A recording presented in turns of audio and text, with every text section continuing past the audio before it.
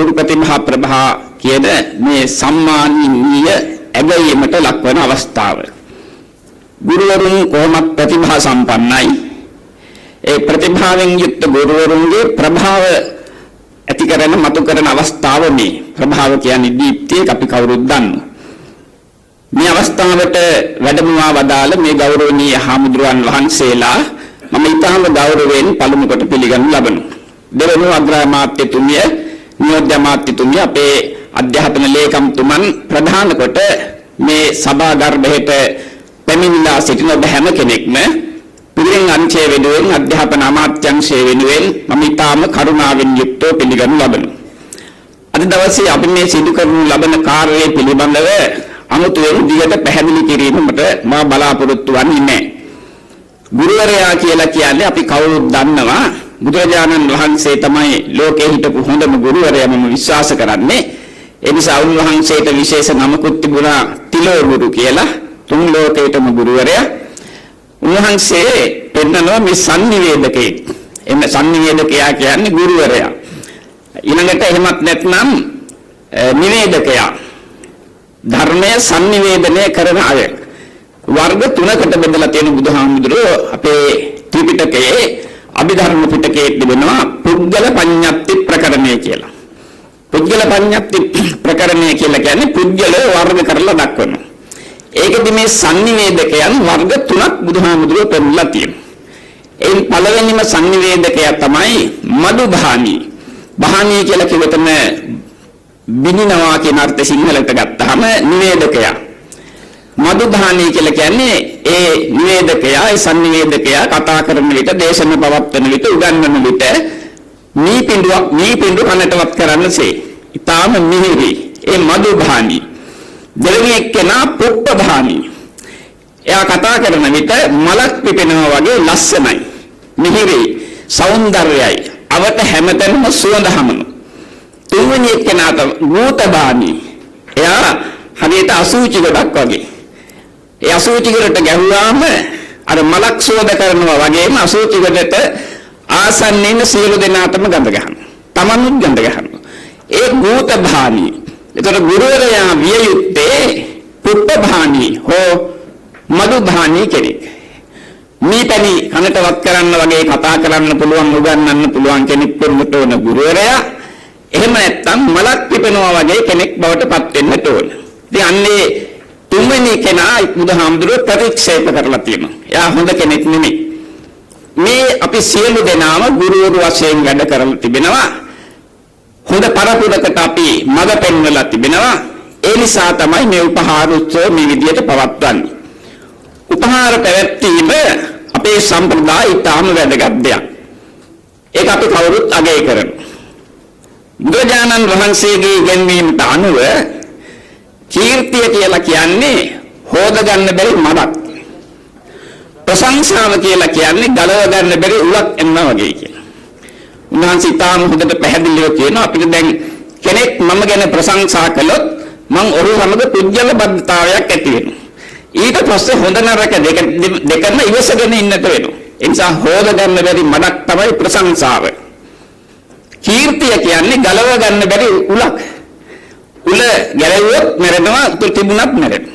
ඒ නිසා මේ දෙකට යට නොවි කටයුතු කරන්නට කියලා තමයි බුදුරජාණන් වහන්සේ අපිට උගන්වලා තිබෙන්නේ. ඉතින් උන්වහන්සේගේ ධර්මයේ උගන්වන පිළිවෙල, උන්වහන්සේගේ පරයාප්ති ප්‍රතිපත්ති ප්‍රතිවේදයන් සාධනය කරන තැන පිළිවෙල.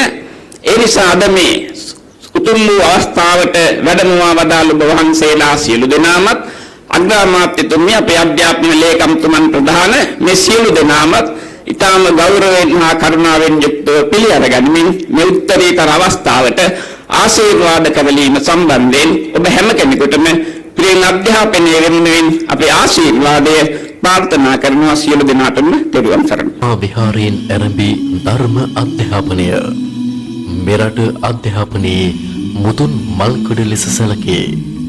එලෙස ආරම්භ මහා විහාර ධර්ම අධ්‍යාපනය සීඝ්‍ර ලෙස ව්‍යාප්ත විය. එකල්හි මහා විහාරය කේන්ද්‍ර කොටගෙන ක්‍රමක්‍රමයෙන් දිවයින පුරාම බුද්ධ භාෂිතය, ශාස්ත්‍රීය දැනුම, සාහිත්‍ය, තාක්ෂණය, වෛද්‍ය විද්‍යාව ආදී සකල විද විෂයන්ගේ භාවිත සහ සමාජ ව්‍යාප්තිය ඇතිවිනි. කලින් කලට ආර්ථික සමාජීය දේශපාලනික සාධකවල අනුලෝම ප්‍රතිලෝම වශයෙන් වූ විචල්යන්ට අනුව ධර්මාධ්‍යාපනය සහ බුද්ධ ශාසනය විවිධාකාරී අභියෝගයන්ට මුහුණ දීමට වන්හ. අනුරාධපුර යුගයේ සිට මහනුවර යුගය දක්වා වූ රාජාවලියට සහ ඉතිහාස ගවේෂණයන්ට අනුව විහාරය මුල් කරගත් ධර්ම අධ්‍යාපන ආයතන දිවයිනම පුබුදුවාලු මහා ආශිර්වාදාත්මක උත්පේරක පිම්බිමක් බවට පත් වී තිබුණි. දෙස් විදෙස් සුපතල මහා පඬිවරුන් ධර්ම අධ්‍යාපන ආයතන හෙවත් පිරිවෙන ඇසුරින් බිහිවිනි. විදෙස් සිසුන් පවා අධ්‍යාපනය හැදෑරීමට දිවයිනේ පිරිවෙන් සොයා එන්නට වූහ. රාජ මහා මාත්‍යාදීන්ගේ සිට සාමාන්‍ය ජනයාගේ දූ දරුවන්ට පවා පිරිවෙන එකසේ විවෘත අධ්‍යාපන ආයතනයක් වන්හ. වත්මන්හි ලක්ෂ ගණනින් උගතුන් බිහිවන විශ්වවිද්‍යාල ආරම්භයටද පිරිවෙන් මූලික විය. පිරිවෙන පිහිටා ඇත්තේ නිතතින්ම පන්සල මුල් කරගෙනය. ආගමික පරිසරය තුල උගත් බුද්ධිමත් භික්ෂුවක් බිහි කිරීම පිරිවෙනේ මූලික පරමාර්ථයයි. සමාජ පද්ධතියක් සඳහා බුද්ධ දර්ශනයේ සංකල්පධාරී උපදේශනයන් ලබා දිය හැකි භික්ෂූන් වහන්සේ නමක් බිහි කිරීමට පිරිවෙන කටයුතු කරයි.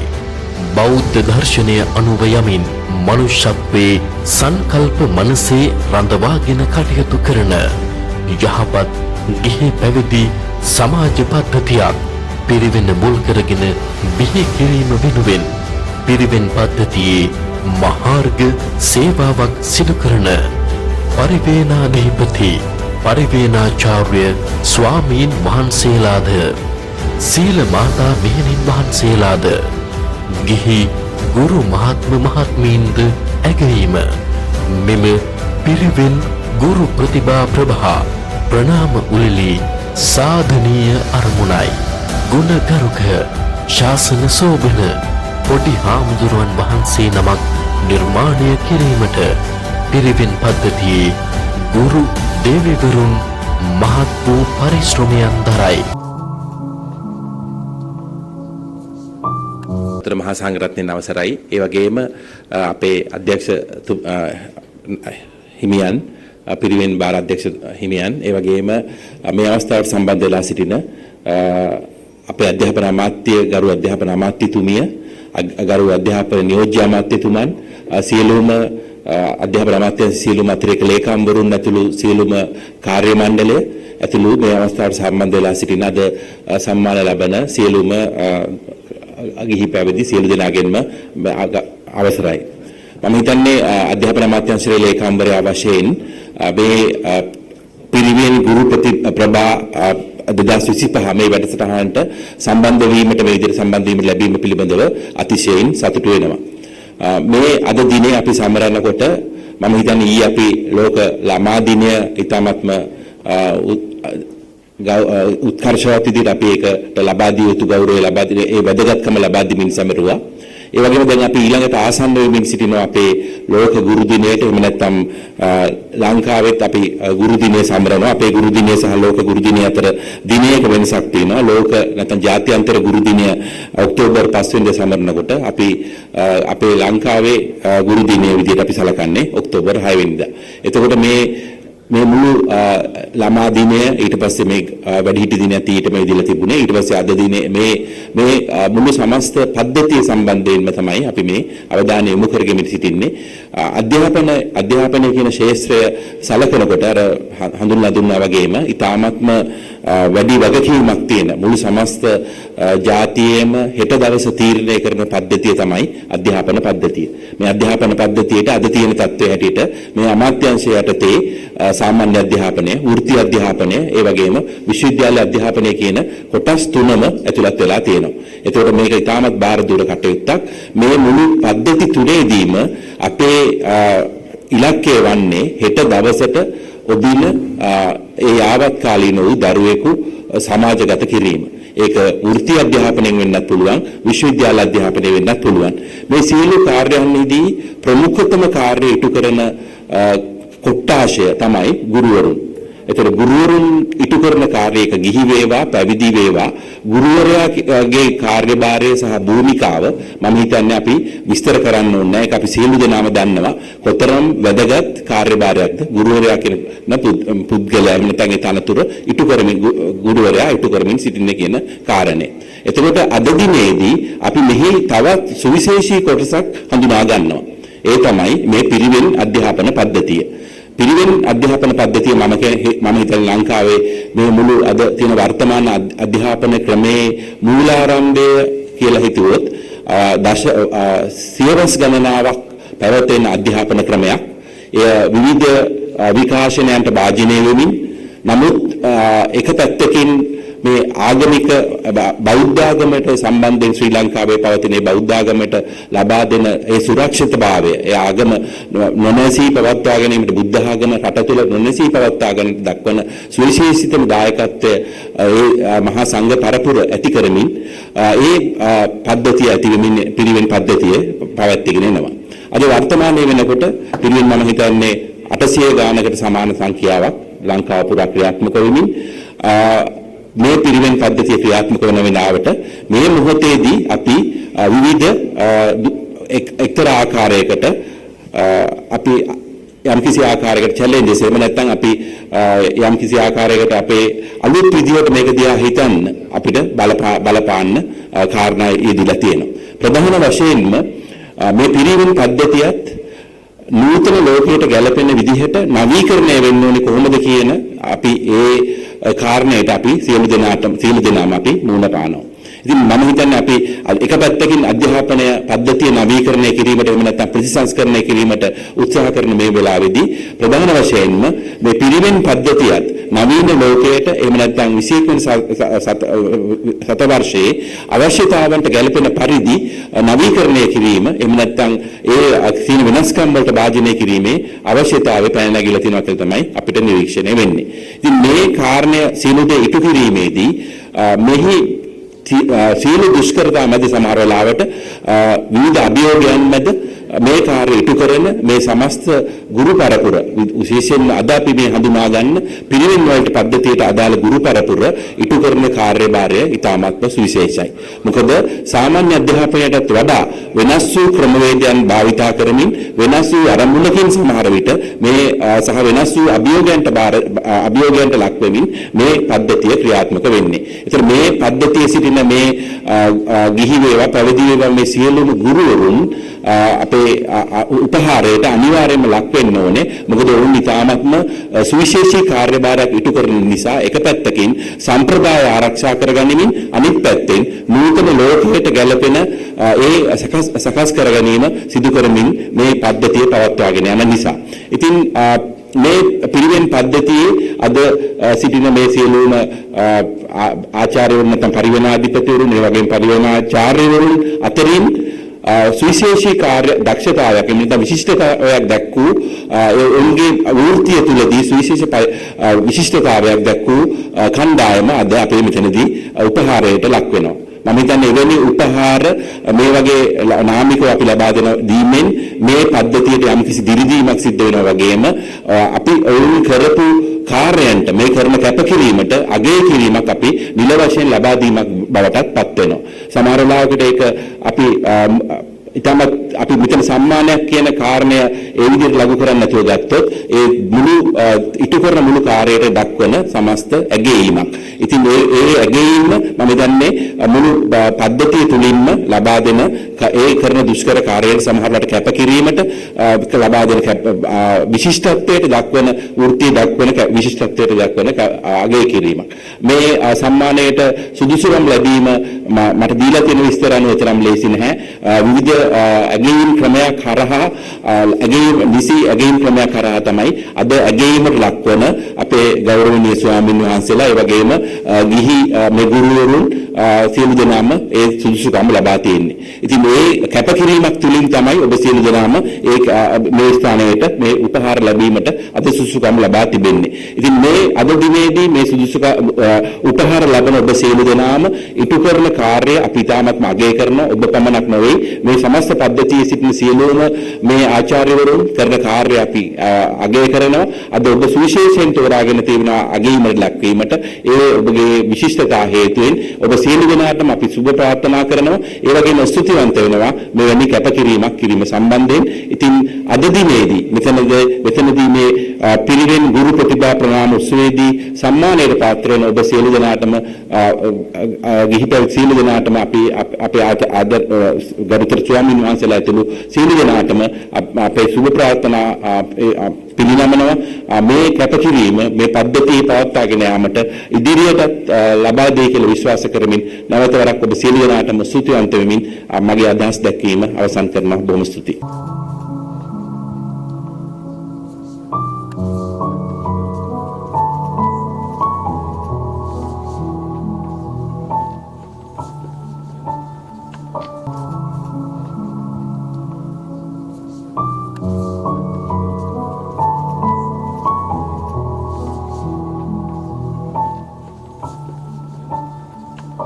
ඒ වගේම අපේ නියෝජ්‍ය අමාත්‍යාංශයේ ලේකම් පිරිවෙන් අංශයේ අපේ අතිරේක ලේකම් අපේ අධ්‍යක්ෂක හාමුදුරුවෝ ඇතුළු අපේ සියලුම නිලධාරීන් සහ පැමිණ සිටින සියලු දෙනාගේම අවසරයි.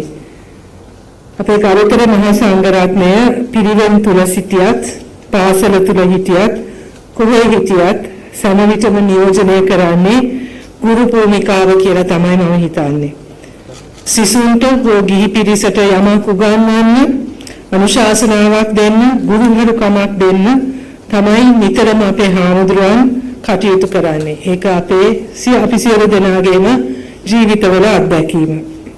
බොහෝසෙලා සිදු කරන ලබන ඒ අසීමිත සේවයට මෙවැනි උපහාර උළෙලකින් හෝ ගෞරව ප්‍රමාණය දක්වන්න හැකියවීම පිළිබඳව මම ඉතාමත් සතුටටපත් වෙනවා.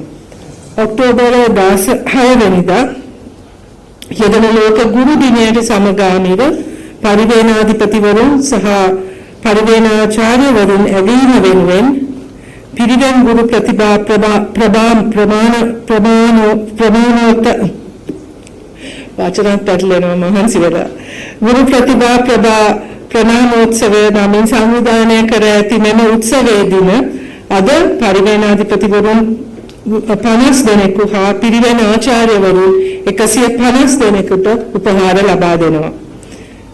මෙම වැඩසටහනේ අරමුණ වෙන්නේ ඵලදායී පිරිවෙන් ගුරුවරුන් අභිප්‍රේරණය කිරීමෙන් ඔවුන්ගේ සේවය වඩාත් කාර්යක්ෂමව ලබා ගැනීම හා එමගින් අනෙකුත් ගුරුවරුන් ධෛර්යමත් කරවීමයි.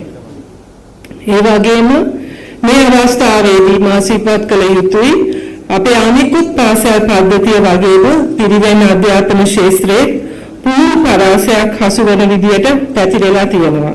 ඒ කියන්නේ 825ක් වූ සමස්ත පිරිවෙන් සංඛ්‍යාවට මූලික පිරිවෙන් 492ක් හා මහා පිරිවෙන් 252කුත් විද්‍යායතන පිරිවෙන් 65කුත් සීල මාතා අධ්‍යාපන ආයතන 13කුත් වගේම විශේෂ අධ්‍යාපන ආයතන 3කුත් ඇතුළත් වෙනවා. මේ උපහාර ලැබීමට සීල මාතා ආයතන වලින් උපහාරලාභීන් නියෝජනය වීම විශේෂත්වයක්.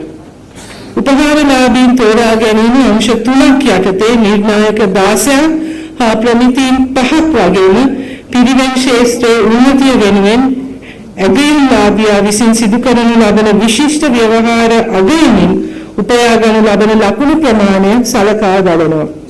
විවිධ භාවයක් සහිතව ලකුණු ලබා දීමේ පදනමක් මත මේ තෝරා ගැනීම සිදු වෙන්නේ. එක් එක් පළාත්වල පවතින පිරිවෙන් සංඛ්‍යාව අනුවත් පළාත්වලට හිමි උපහාර ප්‍රමාණය තීරණය කරලා තියෙන්නේ.